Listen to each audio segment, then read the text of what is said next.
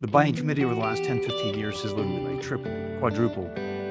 So all of a sudden, the amount we have to be enabling our B2B buyers. They're selling internally.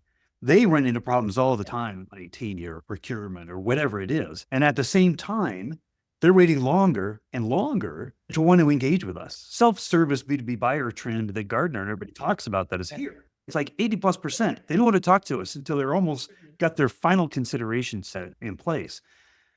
So my question to you is, how do we reach that? How do we reach them? How do we combat that?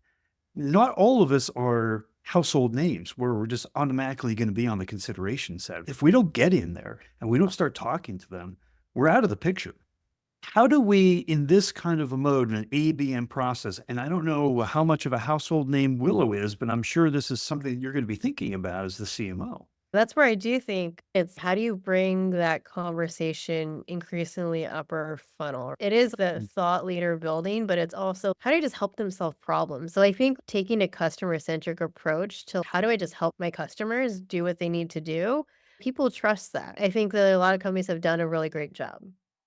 HubSpot, for instance, has done just a phenomenal job of like, hey, if I need to go do something, like HubSpot's got a ton of content as an SMB marketer, I can go and look.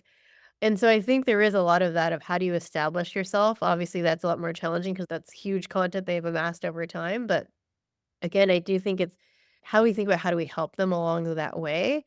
And then I do think that it's again, how do you help them self-serve? Because you know that they're going to do it no matter what. And so how do you let them have the content that they need to be able to make that decision in a way without having to break from some of the B2B molds of where everything's always gated? Like play around with that. I Right. think with my experience learning at Amazon was like, how do you work with product so that you can embed some of that within the product itself or make that as easy as possible or as seamless? I think an untapped area for marketing to just really look at, hey, everything that product is building, those words on a page, how can marketing be involved in that process?